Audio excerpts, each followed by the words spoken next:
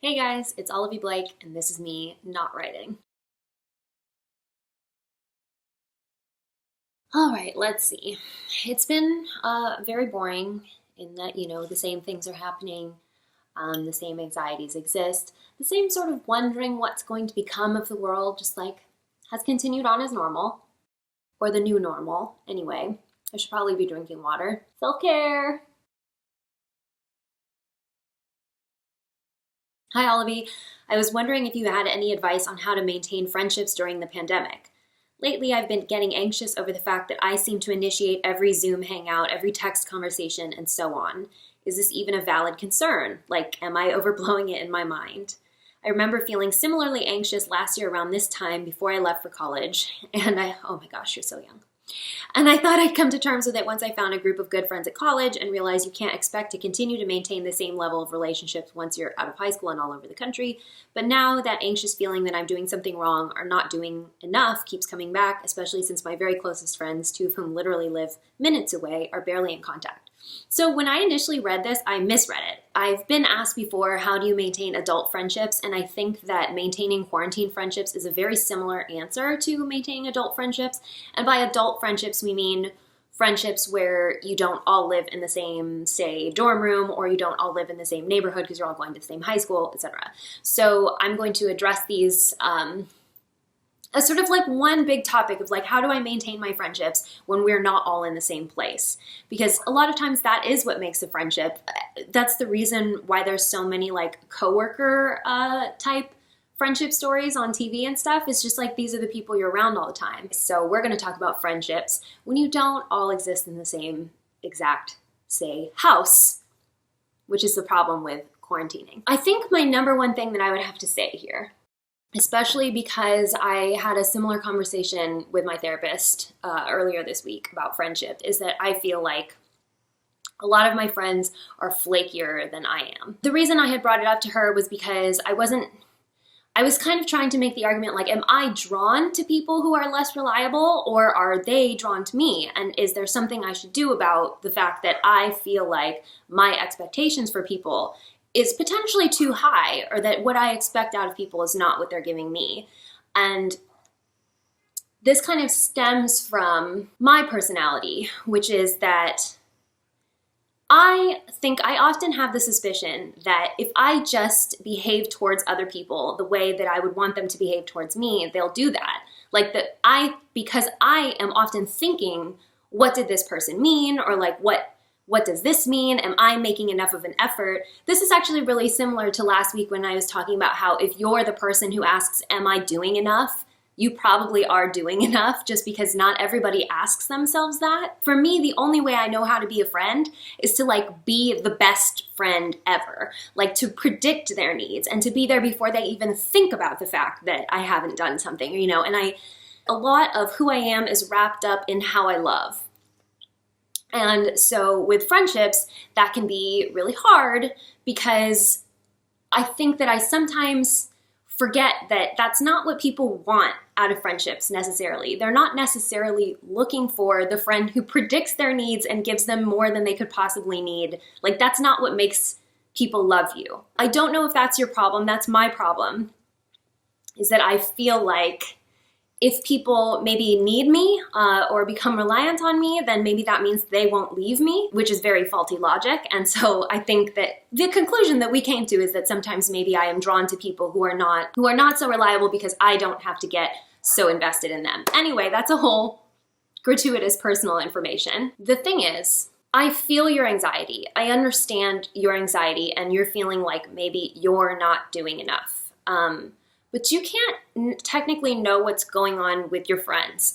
They might be struggling with something where the idea of socializing is difficult. I mean, you might be very extroverted, so you maybe need the energy that interacting with your friends gives you. Maybe that makes you feel more secure. Maybe it makes you feel loved.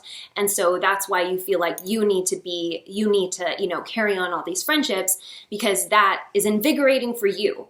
But these are weird times. People are really going through trauma, and not necessarily trauma that they can see or that they can explain. And they're probably falling back on their survival instincts. And so some people are more introverted and they need more of that alone time, and they maybe need to withdraw. Or maybe they're just very distracted by some other concern they're having. People's families are really struggling right now. A lot of people are struggling in ways that maybe it's too heavy for them to talk about. And it can be that thing, we started this video with me saying, I have nothing to say, nothing has happened. The only thing that has happened is that my anxiety has increased and I'm tired, and that's not a conversation that I want to have. So I think you have to remember that, yes, it might feel like you're carrying things right now, but that might actually be a good thing. Maybe you carrying things is what your friends need, and maybe that's why they're drawn to you. Or if you need something more from them, maybe you need to say that. Because I think you might be falling into the same trap that I sometimes do, which is that this is how I know how to be a friend, and I'm doing it, and why can't they pick up on what I'm doing and notice that I'm putting in all this effort? But the thing is, nobody is thinking about you the way that you are thinking about you. They are inside of their own experience. So what they need from you, what they appreciate about you, what they maybe don't appreciate, that is not necessarily going to be something that they bring up. Or maybe it might not even be something they're thinking about. I know it sucks, but there's a good chance they're just not thinking about you right now. And that's maybe not I don't mean that to be a mean thing to say. It's just that, sorry to use all my platitudes on you at once, but nobody knows how the shoe fits except the person wearing it. So only your friends know what's going on in their lives. And if you want to know, then you have to ask. And if you want to talk about the fact that this is difficult for you and you feel like you're carrying everything and it's giving you a lot of anxiety, you need to just bring that up, because people cannot guess how you feel. They're not going to. They're not inside your experience. They don't know what you want. We don't know what's going through their heads. So we have to assume, I think the best thing is to assume that they don't notice that you're struggling in this way. Just like you maybe don't notice the ways that they're struggling. Or, you might not notice that they have relied on you for this, and that's comfortable for them to rely on somebody else to take on the burden, which I get. If you want to bring it up and say, hey, I wish that someone would reach out to me instead of me being the person to reach out, that might be something that you have to say. Or you just have to become comfortable with the idea that, okay, maybe they're not going to need you. They're not going to show their love for you the same way you're going to show it to them, but it's okay for you to ask. Hopefully these are friends that you trust enough to be vulnerable with. That's the point of friendship, is that you can be yourself, and that means being vulnerable around them. That's kind of what friendship is. That's what love is. So I think you still have to first have the conversation of, this is how I'm perceiving the situation, and is there anything we can do about this to make it easier for everyone involved to feel like we're getting, the love that we need. And while a lot of it can be wrapped up in your feeling that you're giving the love that you need and you just want to get it back, that's not really how it works. And I think if you can put it in specifics rather than putting just the burden on them, hey, you guys do something, I think if you can have an actionable item of what would it look like for you to feel like you're being supported by your friends? Would it mean that they check in with you once a week? Is that something you could schedule? Maybe it's something where you don't like having to reach out, but maybe if, you initiate hey, we'll talk once a week at this time and it just becomes routine, maybe that's something that could work for you guys. So it doesn't feel like it's such a burden every time to try and arrange things or schedule for people to be in the same place. Because for whatever reason, being isolated has made us almost more isolated, that the effort of trying to be social is, we're out of practice and it's harder. But once we get there, it's fine. So there's got to be some middle ground where if they're not comfortable taking the lead, so to speak, and handling the logistics, because really, I get it. That's so much mental, it's stressful for some people. Some people, it doesn't come naturally to them to schedule things or be logistically prepared for things. It's just whatever pops into their heads. Some people are like that. And if you have friends like that, then I think you should also learn to feel good about when they reach out to you unexpectedly. without necessarily feeling like, why don't they do it more regularly? This really comes down to what kind of people you and your friends are, and you being understanding of the fact that your expectations for them might be too high.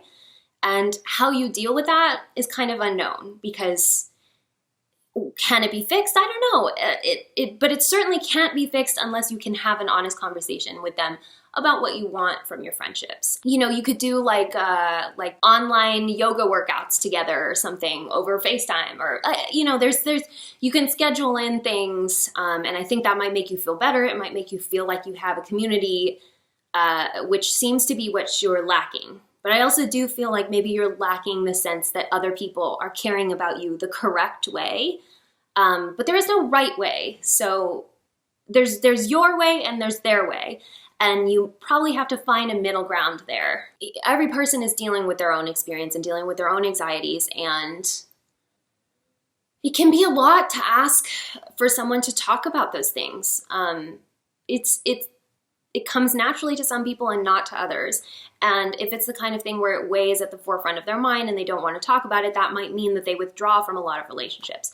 So I guess the most you can do is create the most like comfortable and safe atmosphere for your friends as you can, but you must also be clear to them what your safe and comfortable atmosphere looks like for you. You might have to think about this first before you have this conversation, is like, what would I want? What conceivably would I want? And what realistically would they be able to do in order to make me feel better? And if it's a good friendship, I'm fairly sure that they're going to be willing to give you that, or at least to have a conversation about it. A couple of writing questions. Hey Olivie, when you're creating your original stories, how much work would you say you do on building the story world, i.e. figuring out the setting and doing any necessary research on, say, the history of a place, etc., before you start writing? Do you come up with an idea for the plot and then build your story world? Okay, so I think you're talking, let's say setting. So do you come up with an idea for the plot and then build your setting according to what you need to know for it, or does the plot arise from the circumstances of the setting as you create it? I know it's chicken and egg question.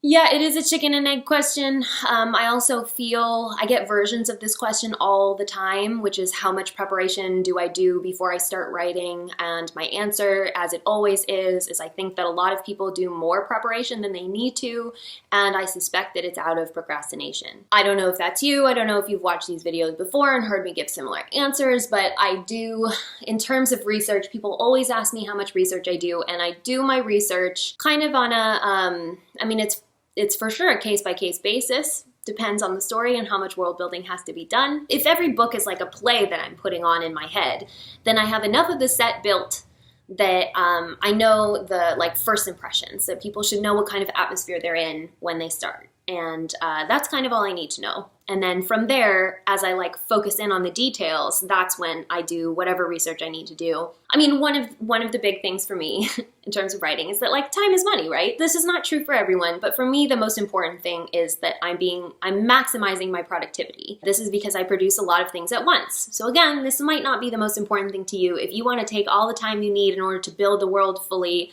go for it. But for me, because I'm trying to write a lot of things all at the same time, and I'm trying to write them, as quickly as I can so that I can spend more time in revision. When I run into a problem where I don't know what kind of clothing material they would wear, or, oh shoot, I don't know what kind of religion this world would have, or, that's when I stop and I think about that, and that becomes something before I move forward. So between plot and setting, I think it is possible to start writing a book not knowing the plot, but I don't think it is possible to start writing a book not knowing the setting. I think that is impossible. So even though I would not say that I necessarily do one without the other, you would need to know the setting, or as you called it, the story world, before you could write anything. I mean, if you can't even decide where the story is set, then you cannot start writing. Because also the setting will determine your characters, and you certainly can't write a plot without characters. So a lot of this is extremely, building on things as you go. But I think when you start writing, you should have some idea of at least the characters' motivations, or where they start from, who they kind of are. And yeah, so while I think it's maybe not the smartest thing to do to start writing without any concept of plot, you could write an opening chapter and see what comes to you. That has certainly been done before. Anytime I write a short story, I usually know nothing about what's going to happen. Like when I sat down to write Claire and the Devil, all I knew was that it was going to be a girl in a small town, and she works in the library, and the devil comes in, and I did not know what the plot was, but as you could see, I knew the entire setting. Because that setting determines who the characters are, it determined for me what the devil would look like, it determined what, Clara's internal monologue would sound like, because I had already chosen her age and like what kind of person she was. That was important to the story. But yeah, in terms of novels, that I will say, I usually don't start writing until I have a clear idea of the character's voice, and sometimes that can happen in fits and starts. But in terms of research, I basically only do research. I just troubleshoot. I do research when I hit something I don't know, and I can't make it up, so then I gotta look it up. So yeah. And I try to determine setting based on stuff that I know. That's the thing about setting though, is that I think you have to research at least enough that you know what the setting you're writing before you start writing it. But not the details necessarily of the world. Those you can look up. Like I said, what kind of fabric they use on their clothes or whatever. You can look that up, but you need to have some idea of like, what are people like in this world? Depending on what you're writing, you either start from a place where you know it well enough that you can write it without having to stop for minutia, or you do enough research that you can visualize it fully in your head. To take it fully back to the first thing I said, enough that like if you're the stage manager, you can sort of see the stage without necessarily zooming in on the actual details. Those you can fill in later. As long as you have an idea of how the stage is set, you can start writing. Olivie as Queen of Ensemble casts. See Atlas 6 and Commoner's Guide in most of what you write. Yeah, I do like ensemble casts. Do you have any advice for someone who wants to write a book told from different perspectives? Which books with ensemble casts do you find most compelling and why? I know voice is really important in these types of works, but how do you keep it from becoming one big character study and keep plot going? This is a lot of questions. Okay, so I talked before about books from different perspectives. Your characterization has to be really strong. People don't have to like every character, but they do have to understand every character's motivations. How to Win is a very strange story because there are basically, there's many character points of view. Part of the way I constructed the story was that with each chapter you learn something new about a very minor character. I would not recommend that for most things. Because I think that is when it becomes an extremely long character study. See also How to Win Friends and Influence People is 400,000 words. So I don't recommend that. It can be like fun, like it was fun to write. I think I wrote a chapter from the perspective of a random house elf who was just like there.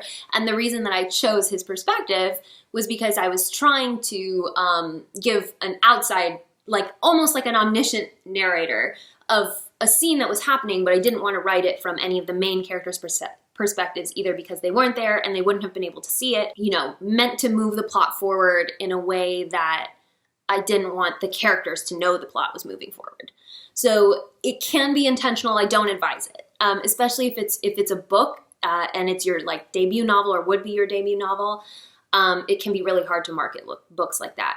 You kind of got to save the rule breaking for later books, is what I've learned about publishing. So yeah, choose your character points of view wisely. With the Atlas 6, obviously there is one character's point of view that is not expected, and that is part of the twist, and that's important. And I saved that for a reason. And in a lot of ways, it shows that the other character points of views were unreliable. So they taken as a whole, their narrative was unreliable. And there's a reason that's at the end. So just being, knowing why each character's point of view exists is definitely a place to start. Making sure they feel like fully rounded characters, that's true for everything. Even if it only comes from one perspective, you always want your characters to feel like real people who would make the decisions that you're having them make. And that should follow logically and based on what you have given them their origins. How to keep it from becoming one big character study is a very, very good question. And I think that my advice for this is you kind of have to have an idea in your head of how the plot is progressing and what needs to happen in order to get from point A to point B. And you need to know that in advance. And it's kind of like a two-step process with the ensemble casts where it's like, I know that this thing needs to happen in order to get us from this event to this event. And so that's step one. Next step is which character would be actually there to see it happen. So that's important. You have to choose correctly which character is going to tell the story of what's happening. And you have to keep that in mind based on, do you want the audience to be really informed about what's happening? Or do you want them to maybe have someone slightly unreliable tell it? Do you just want it to be from the person it's happening to, and therefore you have to go into great detail about what they're feeling? Or do you want it to be coming from someone who's just sort of an outside perspective in the room? The scene between Callum and Parisa, their little face-off, is told from Callum's point of view. Why is it told from his point of view and not Parisa? I have my reasons for that, and you should have your reasons as well why you're telling the story from one character's perspective, hopefully because it moves the plot along. I told it from Callum's point of view because telling it from Parisa's point of view would mean that we'd get like a really in-depth analysis of her character. But what we would miss is how in Callum's head, he jumps from this is the next thing I have to do. Because this thing has happened, I now have to make this event happen. And that moves the plot forward versus becoming a character study about Parisa. We know as much about Parisa as I need you to know at that point. So telling it from her perspective is not helpful. But seeing it from Callum's perspective means, now we see it not as a character study, but as a chess game. And we see that she's made these moves and now he needs to make these moves, and now we understand what has happened to his motivations, that this next thing now has to happen. I talk about living outlines all the time, and this would be something where you would want to have like a very simple outline of what you think the major events in a story are going to be. And this is dependent on you. You don't have to know that much because this is a document that's going to grow as you continue writing. So I always use the Atlas 6 because that was my most successful example of using an outline like this.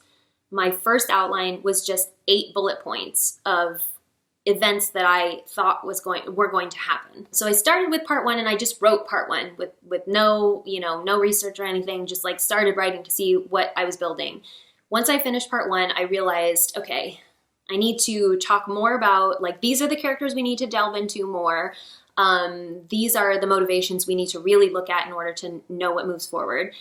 There needs to be some action, so I need to write some action scenes. There needs to be like the seeds of romance. I need to plant them now. And so then I fleshed out from what needed to happen from part 1 to part 2. And then as I finished part 2, it's like, okay, who haven't we heard from in a while? Who's going to move this plot forward? Now we have to have a little bit more interiority. Like now we've seen what the characters are like in action. So what are they like inside their heads? And so flesh that out from part 2 to part 3 so that my 1-page outline became a like 6 or 7-page outline by the end. And it allowed me to kind of see, did I miss any perspectives? Did we get every perspective we needed to have? Did I, focus too much on one character or another? Is the pacing off? Did there need to be more action? The reason I bring this up is because I did add an action scene into the Atlas 6 because it did feel like it had been stagnant and a character study for too long. Always remember that your first draft is not the book. Your first draft is just your first draft, and every draft after that is something you can revise. So if it feels like a big character study for a while, a critique partner or any reader is going to tell you that. They're going to say, I'm a little bored, or we've been in this character's head for a long time and I don't know anything about what's going on, or like there hasn't been any action for a while. Even if they can't articulate it, if they say like, I put it down at this point and then didn't pick it back up for a while, that's information you can use. As a reminder, revision is very important and it's your opportunity to fix those mistakes. So you don't necessarily have to worry about that going in, but you can easily diagnose it when someone is reading and they're like, this was something I really learned with fan fiction because, I love writing ensemble casts, and a lot of it was like, let me write these things that I think are funny, or this like little side jaunt because I'm not sure what to do. Like, so I keep bringing up How to Win because there's a lot going on in there. And it was a very complex story with a very complex plot. And every now and then I got kind of lost because I didn't outline it all. And I would be like, what was I doing? Like, I don't know what to write this week, but I'm sticking to my weekly update, so I have to write something. So then we have the chapter where everybody goes to Narnia, the French prison, which is a total side adventure, right? And so when there were reviews that were like, why are we doing this? Or like, can we have more of this? Or like, what's going on with these characters? That was very helpful for me to learn, aha, this is too long of a side adventure, let's bring it back to the main plot, or let's get back into this plot. So while fanfiction is very useful for learning that about pacing, you can also learn that through having your critique partners give you feedback on like, have we heard from everyone we need to hear from? Are you missing a perspective? And not do you like one character more than the others, but do you understand what everybody's doing? And is it pushing the plot forward? I'm thinking if you want to write ensemble characters, you're probably comfortable doing these like just character interiority studies, like, oh, what are they thinking? Then you definitely want to emphasize checking back in with yourself, what has to happen in the plot in order for this story to move forward. Because that motion, that sense of motion, even if it is just a chapter of character study, can still make things feel like they're moving forward, especially if that character study ends up being, the basis for a romance or something. Almost all romantic arcs are just character studies. So books that I think have done this well, the most recent ensemble story that we read was If I Had Your Face, but that author handled things in a very different way. I think that author was very clever with ensemble characterization because we were able to, the way she juxtaposed the characters, you don't get stuck in just one character's point of view and being like, oh yes, they're right and everything they're observing is right, because the next character that came after them was like their diametric opposite, basically, observing things about them that they were blind to about themselves. There are definitely some people that didn't like that aspect because each person has their own plot, right? And when you only spend a slice of time on it, some people felt like they didn't get enough of each story. I disagree because I think that the story of all of them combined was like, that's the story we were there for, rather than the story of 4 individual women. But that is something you have to keep in mind. It's like, what is your story? What are you trying to tell? Because for me, that book was just trying to make you understand the female experience of being a woman in Seoul kind of at large versus really truly understanding the motivations and narratives of the 4 separate women, if that makes sense. I am, for whatever reason, having a really hard time coming up with other ensemble books, so I think I'm going to have to think about that, because I definitely think my love of ensemble cast comes from writing it and being the sort of person who like just got bored with my main plot, and sometimes that was a bad thing. In How to Win, it was more of a gimmick, and I was doing it intentionally, and it would never work for an actual book. Publishing has an actual word count, and you can't do things like that. So fan fiction is that's definitely where we are taught to do character studies and maybe not so much to push plot, because a lot of people aren't really there for plot. So sometimes good practice for that can be switching back to a single perspective, which I hate. I really hate single perspective romances because I feel like you're making a lot of assumptions about what the other person in the romance is actually feeling. I am always so suspicious of the other people in romance narratives. Like, I feel like the fact that Call Me By Your Name is only from Elio's perspective is like kind of suspicious, actually. But maybe I'm just naturally suspicious. But anyway, I will think more about this ensemble question. I think I've talked for like way too long at this point, so we will come back to this. Anyway, this has been me, Olivie Blake, not writing, and I'll see you next week.